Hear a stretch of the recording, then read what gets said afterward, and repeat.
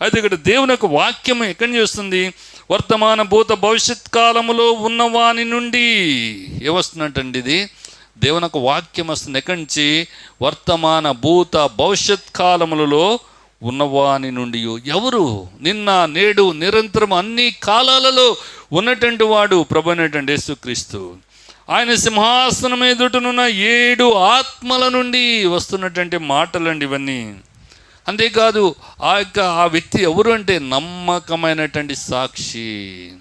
ఎవరంటండి ఈయన? నమ్మకమైన సాక్షియు, మృతుల్లో నుండి ఆది సంభూతుడుగా లేచినవాడు, మృతుల్లోంచి లేచినటువంటి వాడును, భూపతులకు అధిపతియునైన యేసుక్రీస్తు నుండి. ఎక్కడ వస్తుందంటే వాక్యము? యేసుక్రీస్తు ద్వారా మనకు వస్తుంది.